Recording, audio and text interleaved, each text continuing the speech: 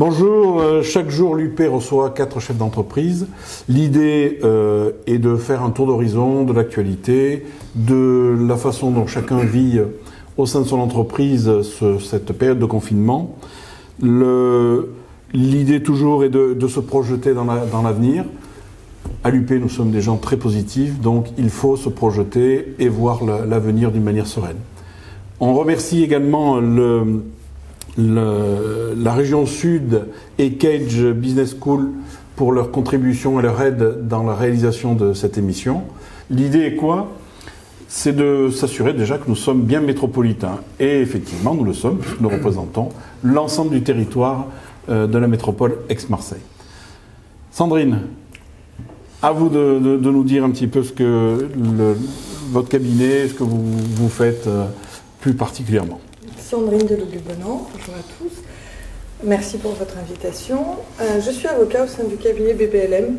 BBLM, c'est un cabinet qui compte 47 avocats, dont 17 associés, basés essentiellement sur Marseille et Aix-en-Provence. On est vraiment très ancré dans le territoire. Nous sommes spécialisés en droit des affaires, c'est-à-dire tous les aspects du droit qui portent sur les opérations de fusion-acquisition, M&A, private equity et surtout en matière de restructuration, on accompagne les entreprises en difficulté. Et on est intervenu cette année sur des opérations importantes, pour ne pas les citer, Alteo, Alinea, Bourbon. Voilà. De belles enseignes. On continue le tour de table. Patrice. Alors moi j'ai une boîte de transport qui fait du petit colis, de la messagerie. J'ai aujourd'hui à peu près 50 salariés. J'ai augmenté de 20 salariés depuis le confinement. Pour moi c'est assez difficile en ce moment parce qu'il faut adapter, il faut s'adapter à la crise. La crise sanitaire, déjà, nos chauffeurs, déjà pour mettre des chaussures de sécurité ou des gilets jaunes pour aller travailler, c'est déjà dur. Alors pour les masques et pour tout s'adapter, c'est quand même assez difficile.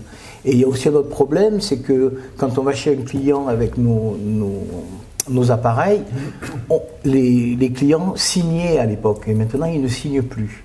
Donc il y a quand même pas mal de fraude et on est en train de trouver des solutions par rapport à la fraude, par rapport à ça.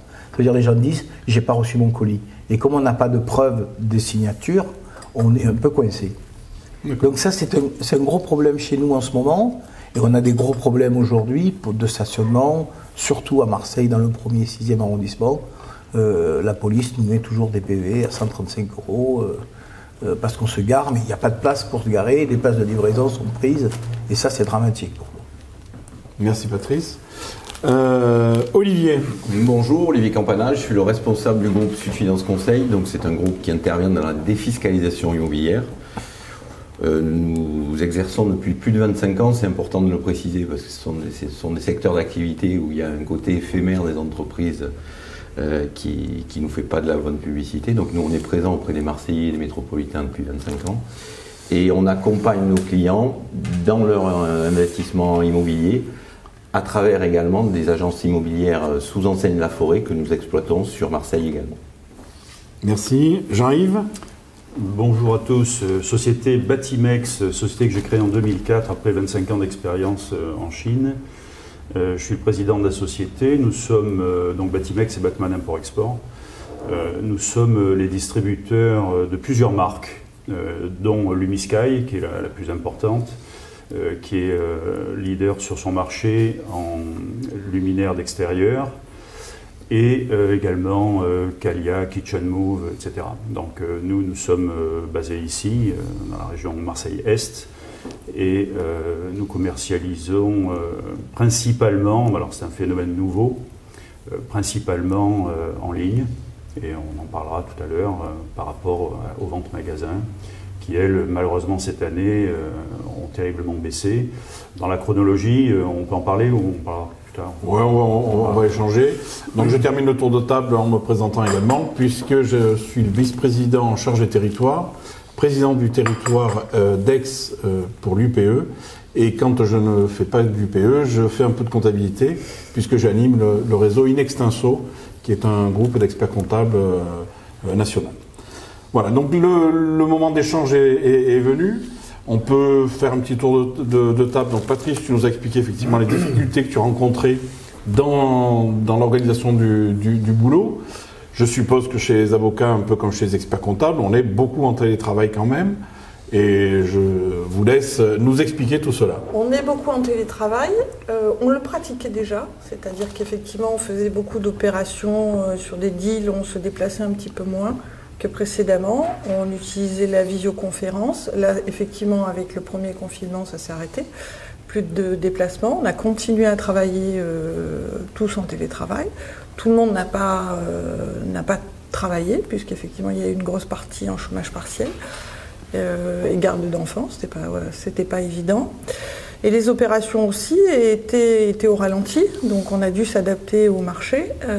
Les opérations de M&A étaient prolongées dans le temps, c'est-à-dire qu'elles étaient ralenties par les banques, les négociations sont plus compliquées, les acquéreurs demandent de nouvelles garanties, on renégocie ce qu'on ne faisait pas forcément, certaines clauses de sûreté, donc voilà, tout ça a fait qu'il y a eu un fort ralentissement.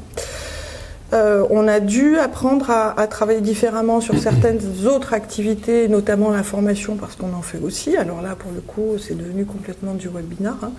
On n'a plus du tout quasiment plus de présentiel. Et sur la partie judiciaire, eh bien, on avait eu un arrêt des juridictions, du fonctionnement des juridictions sur le premier confinement.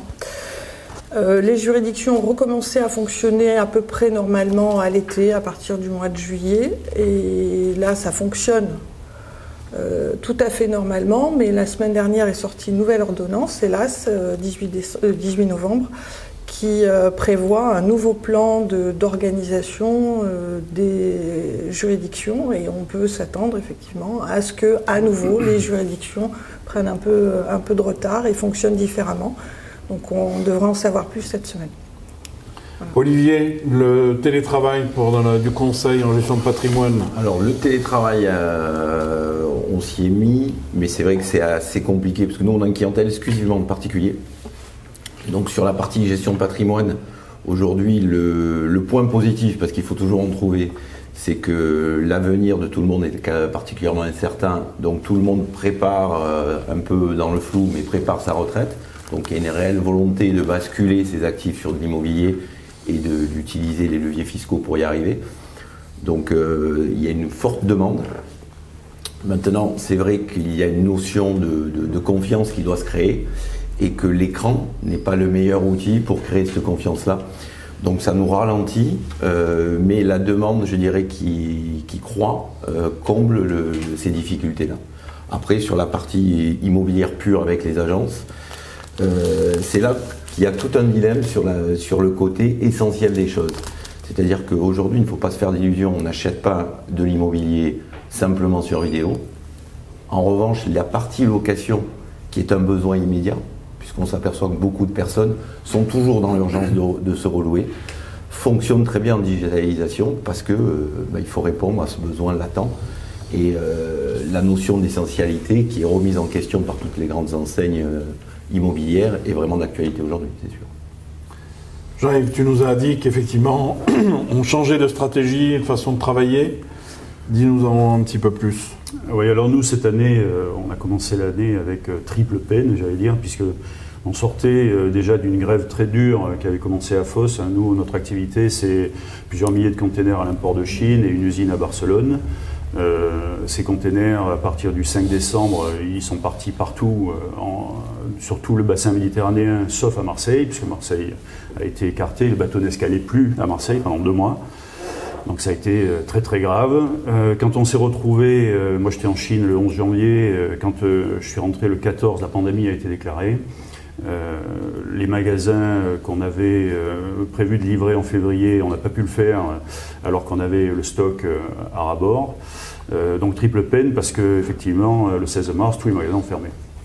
Tous les magasins ont fermé, donc là ils nous ont tous avertis, surtout ne livrez pas, on annule toutes les commandes, y compris les commandes qu'on avait depuis 6 mois, avec les pré-saisons, etc. Donc très très dur. Gros problème de trésorerie parce que stock maximum à cause des annulations de commandes et puis stock arrivé très tard. Et donc là, le PGE a véritablement joué son jeu. Il a comblé momentanément nos besoins en trésorerie. Et puis, on avait activé un site internet, reddeco.com, sur lequel on retrouvait toutes nos marques. Et ce site, à cause de la fermeture des magasins, ce site, effectivement, a véritablement pris le relais. Les gens étaient confinés chez eux, le consommateur a acheté par Internet. Celui qui n'y a jamais été, il a trouvé ça très sympa de recevoir des colis 24 heures après ou 48 heures après. Et les ventes ont véritablement explosé. Donc on a rattrapé le retard qu'on avait perdu au départ. Donc ça c'est une bonne chose. Et puis je crois que quand les magasins ont réouvert après, ils ont véritablement explosé leurs compteurs. Donc dans la grande distribution, je pense notamment dans la grande distribution bricolage, Leroy Merlin, etc. Tous ces gens-là ont vu leurs compteurs complètement exploser. Je crois que même l'hôtellerie et la restauration a fait d'excellents mois de juin, juillet, août, en attendant le deuxième confinement, où là ça a été vraiment un coup de grâce. Voilà. Donc chez nous, pas de télétravail, puisque nous, on travaille essentiellement dans l'entrepôt. Et puis on a une cellule web qui est très active, qui communique beaucoup. Donc on est vraiment, on ne peut pas travailler en visio, c'est pas possible. On a des community managers, on a des développeurs web, des approvisionneurs, etc. On travaille sur une plateforme où il y a beaucoup de jeunes, très jeunes. Le jour où je quitterai la société, la moyenne d'âge va tomber à 30 ans, je crois. Et donc je remercie encore nos collaborateurs qui ont accepté de travailler pendant le confinement dans l'entrepôt pour expédier, puisque visiblement des grandes plateformes numériques étaient très demandeurs, et on est allé jusqu'à expédier 2000-2500 colis par jour. Voilà. Je te voyais opiner du chef, Patrice. Le fait que quand il y a eu le Covid, il y a beaucoup de salariés qui pouvaient ne pas venir.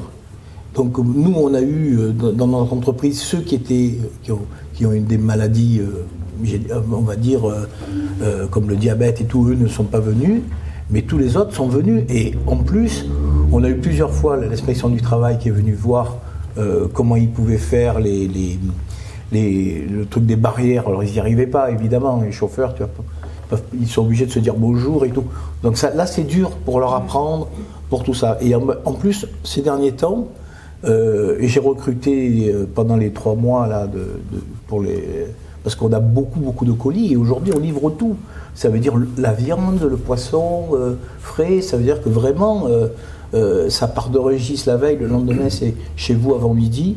Et ça, on n'avait pas l'habitude. On avait l'habitude d'avoir des petits colis pour les avocats ou beaucoup d'Apple pour les clients. Mais après on est passé à un niveau incroyable. On livre n'importe quoi aujourd'hui. Et il faut absolument que les chauffeurs viennent travailler, veulent travailler. D'abord, ils veulent travailler parce que, bien sûr, ça ne les intéresse pas de rester chez eux parce qu'ils sont trop... ils veulent sortir. Mais par contre, il faut une grande politique pour leur donner les gestes barrières et ça, c'est compliqué.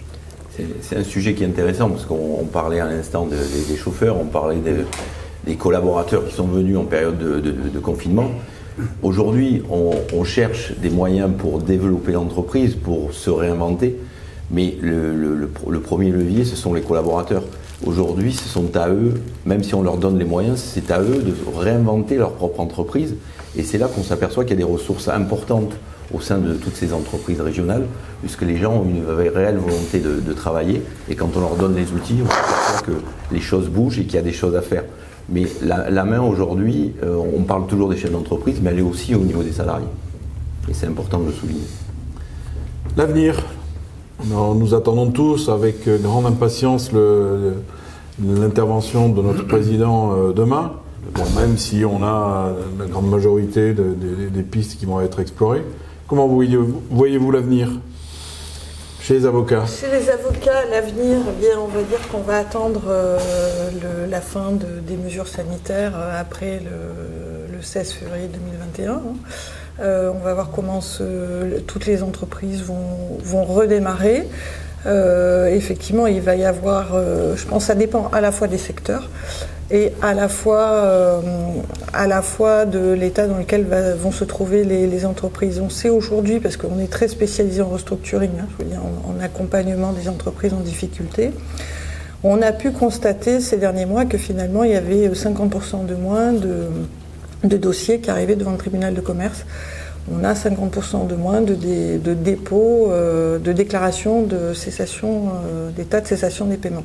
Et on sait qu'à partir du mois de mars, hélas, on va avoir déjà le remboursement des premiers PGE qui vont intervenir.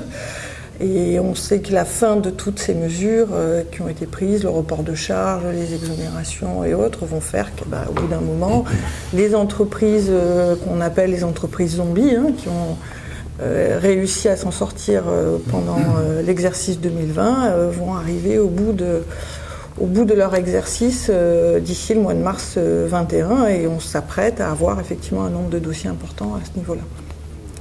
Hélas. Bon, on va espérer que tout va bien se passer. Je pense qu'on a une action à mener sur les entreprises.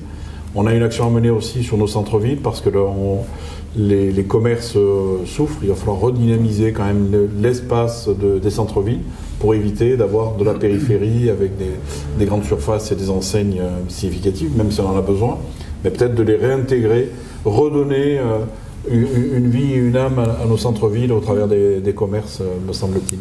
Moi, je pense aussi, quand le Covid va passer, il y aura quand même une habitude de la livraison qui va se faire rapidement. Et moi, je me dis que les petits commerçants, aujourd'hui, doivent se mettre en place pour faire de la livraison. Au fait, ils peuvent très très bien faire la même chose que fait Amazon. Dans leur petite boutique, les gens qui ont l'habitude de venir, on retrouve dans le site, le payent et les livreurs et les porter, parce que avec le confinement, ce qui va se passer, c'est que les gestes barrières vont être tellement importants, parce que c'est ce que va dire demain le président, il va laisser l'ouverture des petits commerçants avec tellement de restrictions que ça sera compliqué quand même pour les gens pour venir aller chercher un habit, tout ça, ça va être compliqué. Donc il faut qu'ils mettent ça dans la tête, c'est qu'aujourd'hui, la livraison à domicile, c'est tellement simple. Ça, il faut qu'ils le mettent en place sur les petits commerçants. On va peut-être rebasculer à une notion de service beaucoup plus soutenue, où je viens, je choisis, alors que ce soit en ligne ou en visu ou en présentiel, et je me fais livrer. En fait, et je me fais livrer, quoi. Ouais, je pense qu'on devrait... Peut-être que ça allègera aussi les centres-villes des véhicules, puisqu'on a des problèmes de stationnement. Voilà. Mais ça enlève un côté social important quand même. Hein. Ça enlève parce que la livraison enlève vraiment le côté social. Jean-Yves, vas-y. Oui, alors c'est très important la livraison du dernier kilomètre, on appelle ça, parce que j'ai vu dans la Provence vendredi dernier qu'il y avait un traitement de 4 millions de colis par jour par la Poste, uniquement la Poste, parce qu'il y a d'autres transporteurs, et 600 000 dans la région par jour, c'est énorme, c'est colossal. Donc on voit bien qu'il y a vraiment un engouement, puisque les gens ont été interdits d'aller dans les magasins, ce qui est en soi une aberration totale, puisque on en a suffisamment parlé, mais il faut quand même souligner qu'on se retrouve dans des grandes surfaces alimentaires par milliers, et on ne peut pas aller à 10 dans une librairie. Moi, dans l'Aveyron, chez ma femme, on voit des centaines de chasseurs en forêt, mais on ne peut pas aller se promener. On peut aller manger à la cantine de sa société par 200, mais on ne peut pas aller au restaurant. Et il y a des aberrations. Et il faut recréer la confiance. Il faut recréer la confiance. Il faut que les Français retrouvent un raisonnement rationnel. Je crois que ce qui tue ce raisonnement, c'est le principe de précaution. Et ça date de 2009. En 2004, un ministre de la Santé bien connu, Jean-François Mattei, a endossé 15 000 décès à cause de la canicule. En 2009, Madame Roselyne Bachelot a fait rentrer 50 millions de vaccins contre la grippe. Et des masques. Et ça a coûté 1,5 milliard à la France, et 50 millions, ils sont partis à la décharge. Voilà. Alors, moi, j'en appelle aux ministres et à nos dirigeants. Être rationnel, c'est une bonne chose. Pousser le principe de précaution, je pense qu'ils ouvrent beaucoup de parapluies et on sent qu'il y a quelque chose de raisonnable. Le problème, c'est quand ils vont beaucoup trop loin et qu'on tombe dans la déraison. Et là, on crée une incompréhension massive de la totalité de nos citoyens. Exactement. Et on arrive à des messages qui sont illisibles. C'est un petit peu ce que tu disais, où on autorise dans les grandes surfaces, alors j'ai absolument rien contre les grandes surfaces, mais à se retrouver à je ne sais combien et interdire de se retrouver à 10 dans un commerce. C'est là où on est. Le message, et c'est un petit peu le reproche que l'on peut faire aujourd'hui, hein, c'est de dire qu'on a un message qui est illisible. On ne comprend pas. Le commun des mortels ne comprend pas, mais ce principe de précaution, me semble-t-il, est hors système économique. Voilà. Et surtout pour les petits commerçants, c'est qu'eux, ils voient ça, c'est du terrorisme gouvernemental. C'est du terrorisme gouvernemental, économique. Parce que moi, je vois, j'ai des amis qui ont des commerces à Aix et des petits restaurants. Ils sont dans un état dramatique, mais humainement dramatique. C'est vraiment grave, quoi. Ouais, c'est l'article de la Provence aujourd'hui. Voilà, et il n'y a pas de sens. Au fait, cette loi, leurs restrictions n'ont pas de sens. Ils n'ont pas donné un sens aux choses. Et après, il va y avoir le deuxième effet, parce que là, il y a un focus aujourd'hui, en période sur toute fin d'année, sur les petits commerçants, sur les restaurateurs, ce qui s'entend pleinement, parce qu'ils sont impactés au quotidien et depuis des mois. Mais il va y avoir une deuxième vague, là aussi. C'est pour tous ceux qui ont des process d'activité qui s'étalent entre 4 et 10 mois et 12 mois, qui, pendant les périodes de confinement, n'ont pas refait leur stock de fonds. Donc ils ont vécu sur la trésorerie de ce qu'ils avaient vendu en début d'année ou en fin d'année dernière, et qui vont arriver en janvier, février, mars, sans avoir rien à facturer, sans avoir aucune activité. Concomitamment, il y aura le début des remboursements des PGE. Donc là, il va y avoir une vraie catastrophe économique pour ce genre d'entreprise aussi. Donc ça sera vraiment une deuxième vague après les fêtes qui va être catastrophique au niveau de... Alors on met en avant toujours les PGE, on est d'accord, mais les PGE ont servi, ce que tu disais Jean-Yves tout à l'heure, ça a été salvateur pour beaucoup d'entreprises, mais ça risque d'être très difficile de les rembourser en temps en heure dans 3, 4, 5 mois, parce que les entreprises ne peuvent plus le faire. Voilà, il faut le dire, il faut l'accepter. Il faut être un peu optimiste. Pendant qu'il y a eu le confinement de mars, avril, mai, rappelez-vous que juin, juillet et août, ça a bien marché. Oui, et ça a très bien marché. Oui, mais il y a un bémol près là-dessus aussi, c'est que quand on est sorti du confinement en juin, tous les Français étaient persuadés que le Covid n'existerait plus. Là, quand on va sortir du confinement en décembre ou en janvier, tant qu'on n'aura pas un vaccin, on s'attend à tout moment à être reconfiné. Donc l'état d'esprit n'est pas le même. À partir du 15 décembre, les vaccins circuleront en France, puisque je sais que c'est moi qui ai le marché de la région.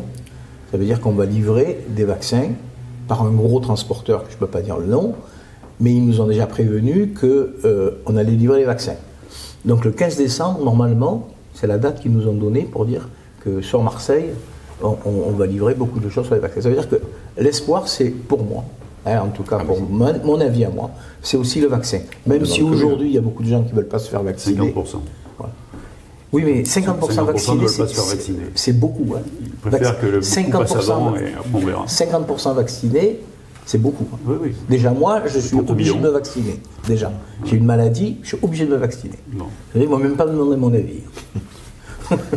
Donc ça nous donne un beau message d'espoir, ça, Patrice, si tu vas livrer les vaccins dès le 15 décembre. Oui, ça ne veut pas dire qu'ils vont piquer le 15 décembre. Ouais. Non, mais je vais livrer. Non, mais l'échéance est beaucoup plus courte. Alors. Bien sûr, mais ça veut dire que début d'année, ça va se faire.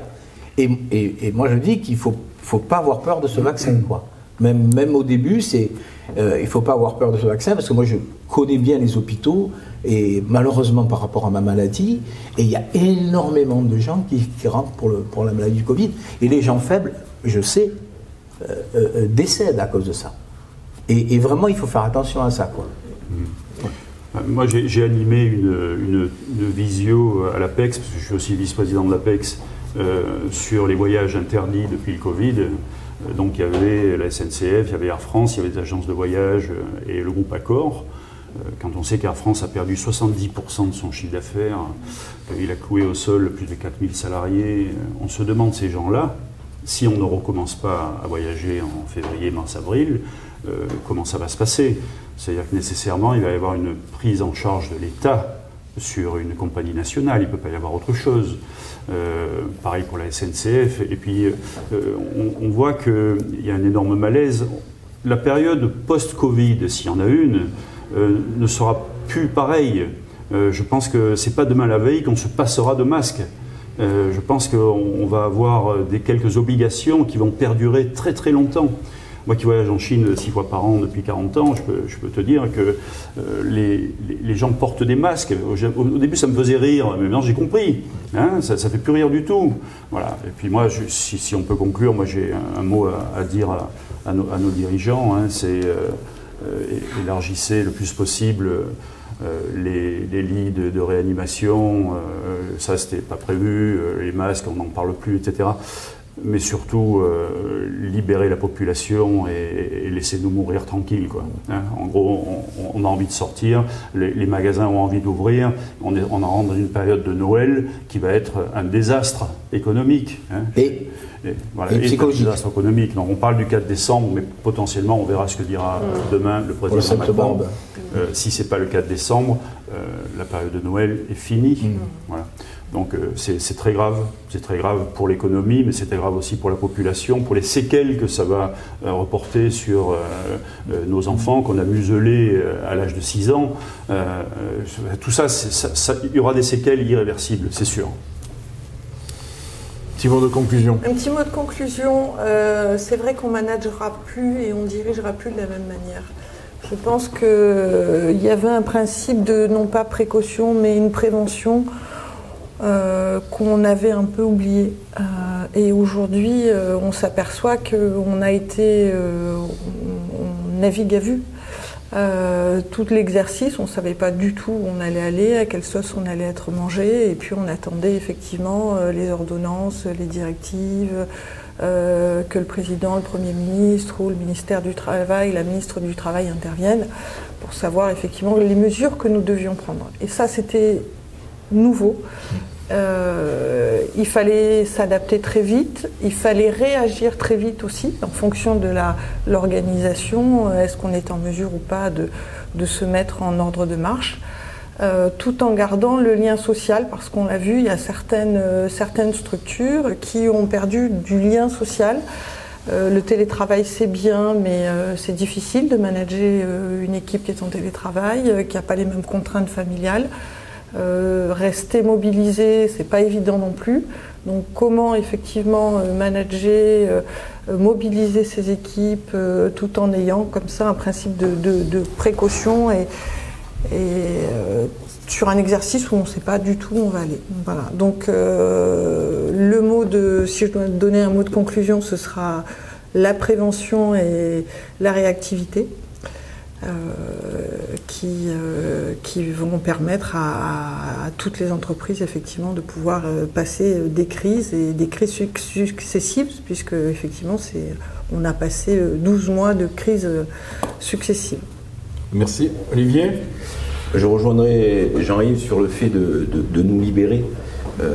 Les chefs d'entreprise au sens large du terme sont des personnes responsables, donc bien évidemment si on ouvre nos entreprises ou nos commerces, on ne va pas le faire n'importe comment, ne serait-ce que pour préserver et nos salariés et nos clients, mais laissez-nous les moyens de choisir notre avenir, parce qu'aujourd'hui, on est pieds et poings liés, on n'a pas de visibilité, on ne sait pas ce qu'on va devenir dans les mois à venir. Alors laissez-nous nous battre au moins en paix et serrons-nous les coudes, parce que je pense qu'il est encore temps de s'en sortir. Mais si on tarde un petit peu trop, ça va être compliqué. Patrice ? Moi, je pense qu'on va changer de paradigme de la société. Parce que nous, on n'a jamais connu de pandémie et on ne sait pas ce que c'est la pandémie. Donc la première pandémie qui nous arrive, il faut qu'on comprenne pourquoi, déjà, comment ça peut arriver. Donc maintenant, on sait que ça peut arriver. Avant, c'était les autres qui les avaient. Maintenant, c'est nous qu'on l'a. Et le monde entier là. Donc on va changer de paradigme. On va changer de fonctionnement de société. À mon avis, on va devenir de plus en plus propre, hygiéniquement. Moi, je vois déjà mes chauffeurs ne se lavaient pas les mains, jamais. Maintenant, ils finissent par se laver les mains. Mais c'est très révélateur chez les chauffeurs. Parce que vous voyez bien que c'est une société. C'est des gens qui n'ont pas beaucoup d'instructions, mais qui travaillent avec leur tripes. Et le simple fait qu'ils se lavent les mains tous les jours, qu'ils mettent le masque, c'est-à-dire qu'ils ont changé eux-mêmes le système du paradigme. Et nous, on va changer ça, la société va changer. Moi, je suis sûr que ça va aller de beaucoup mieux après.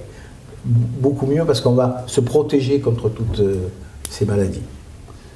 Mais il me reste à vous remercier. Pour terminer sur ce que tu disais tout à l'heure, on a le 4 décembre qui va redémarrer. En Provence, le 4 décembre, c'est la Sainte-Barbe. Et la Sainte-Barbe, on plante du blé.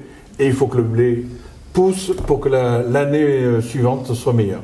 Merci à vous et bonne journée. Merci à vous. Merci.